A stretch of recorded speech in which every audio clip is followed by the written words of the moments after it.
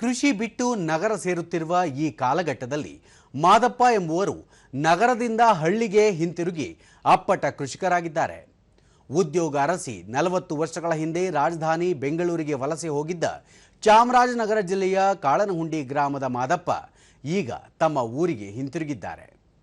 ತಮ್ಮ ತಂದೆ ಕಳೆದುಕೊಂಡಿದ್ದ ಜಮೀನನ್ನು ಮತ್ತೆ ಸಂಪಾದಿಸಿದ ಮಾದಪ್ಪ ಸಾವಯವ ಕೃಷಿಯ ಮೂಲಕ 2 ಎಕರೆ ಪ್ರದೇಶದಲ್ಲಿ ತೆಂಗು, ಅಡಿಕೆ, ಬಾಳೆ ಬೆಳೆದು ಜನರು ನಿಬ್ಬೆರಗಾಗುವಂತೆ ಮಾಡಿದ್ದಾರೆ.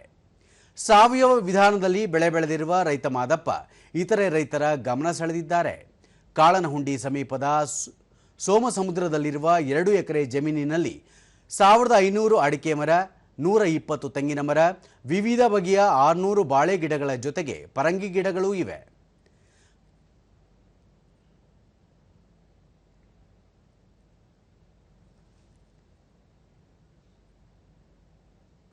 ರೈತ ಮಾದಪ್ಪ ತಮ್ಮ ಜಮೀನಿನಲ್ಲಿ ರಾಸಾಯನಿಕ ಔಷಧ ಗೊಬ್ಬರ ಬಳಕೆ ಮಾಡುತ್ತಿಲ್ಲ, ಬದಲಿಗೆ ಕಳೆಯನ್ನೇ ಈ ಭೂಮಿಗೆ ಗೊಬ್ಬರವನ್ನಾಗಿ ಪರಿವರ್ತನೆ ಮಾಡುತ್ತಿದ್ದಾರೆ. ಹಾಗಾಗಿ ಅಡಿಕೆ, ತೆಂಗಿನ ಮರ ಮತ್ತು ಬಾಳೆ ಗಿಡಗಳಲ್ಲಿ ಉತ್ತಮ ಫಸಲು ಬಂದಿದೆ. ತೆಂಗಿನ ಮರಗಳಿಂದ ಬಿದ್ದ ಗರಿಗಳು, ಅಡಿಕೆ ಮರಗಳಿಂದ ಬಿದ್ದ ನಾರುಗಳನ್ನು ಹಾಗೆಯೇ ಹೊದಿಸಿ ಮಣ್ಣಿನಲ್ಲಿರುವ ತೇವಾಂಶ ಉಳಿಸಲಾಗುತ್ತಿದೆ.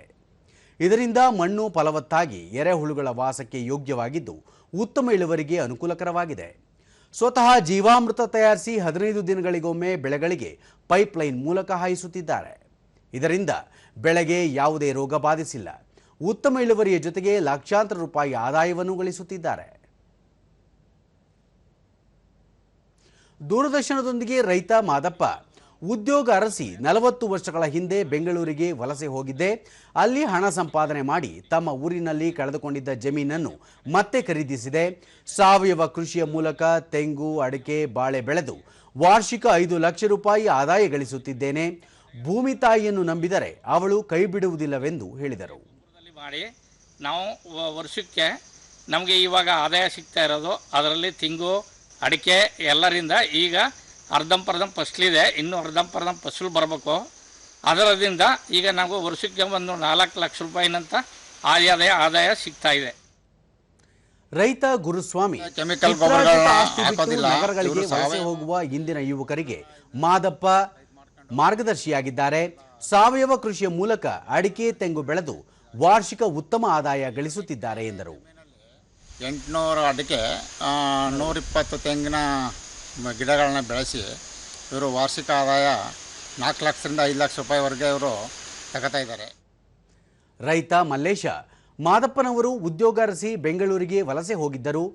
ನಮ್ಮೂರಿನಲ್ಲಿ ಅಂತರ್ಜಲ ವೃದ್ಧಿಯಿಂದಾಗಿ ಮತ್ತೆ ಕೃಷಿಯಲ್ಲಿ ತೊಡಗಿಕೊಂಡು ಇಂದಿನ ಯುವಕರಿಗೆ ಮಾದರಿಯಾಗಿದ್ದಾರೆ ಎಂದರು. ಯುವಕರು ಅವ್ರಿಗೆ KP ಮಾದಪ್ಪನವರು ಇವತ್ತು ಮಾದರಿಯಾಗಿದ್ದಾರೆ. ಮಾದರಿ ರೈತರಾಗಿ ನಮ್ಮ ಗ್ರಾಮದಲ್ಲಿ, ಕಾಳನಹುಂಡಿ ಗ್ರಾಮದಲ್ಲಿ ಇವರು ತೊಡಗಿಸ್ಕೊಂಡಿದ್ದಾರೆ. ಹಂಗೆ ಇವರು ಯಾವುದೇ ಒಂದು ರಸಗೊಬ್ಬರ, ರಾಸಾಯನಿಕ ವಸ್ತುಗಳನ್ನು ಬಳಸದೆ ಸಾವಯವ ಕೃಷಿಯಲ್ಲಿ ತೊಡಗಿಕೊಂಡು ವ್ಯವಸಾಯ ಮಾಡ್ತಾ ಇದ್ದಾರೆ. ಮತ್ತೊಬ್ಬ ರೈತ ನಾಗರಾಜು ಸಾವಯವ ಕೃಷಿಗೆ ಆದ್ಯತೆ ನೀಡಿರುವ ಮಾದಪ್ಪ ಸಮೃದ್ಧ ಫಸಲು ತೆಗೆಯುತ್ತಿದ್ದಾರೆ. ಜನರಿಗೆ ರಾಸಾಯನಿಕ ಮುಕ್ತ ಆಹಾರ ಒದಗಿಸುವ ಮೂಲಕ ಇತರರಿಗೆ ಸ್ಫೂರ್ತಿಯಾಗಿದ್ದಾರೆ ಎಂದು ಹೇಳಿದರು. ರೈತರಿಗೆ ಹೇಳೋದೇನ ಬಂದು ಮಾದರಿ ರೈತರಾಗಿದ್ದಾರೆ ಸದ್ಯಕ್ಕೆ ಅವರು. ಇವಾಗ ಯಾವುದೇ ಥರದ ಉದ್ಯೋಗ ಅರಸಿ ಬೆಂಗಳೂರು ಹೋಗೋಂಥ ಅವಶ್ಯಕತೆ ಇಲ್ಲ ಯುವಕರು. ಇವಾಗ ನಾವೇ ಇಲ್ಲಿ ಸಂಪಾದನೆ ಮಾಡ್ಬೋದು. ಅಷ್ಟು ಅಂತರ್ಜಲಕ್ಕೆ ಇಂಪ್ರೂವ್ಮೆಂಟ್ ಆಗಿದೆ. ಸಾವಯವದಿಂದ ನಮ್ಮ ಆರೋಗ್ಯನೂ ಸಹ ಕಾಪಾಡ್ಕೋಬಹುದು.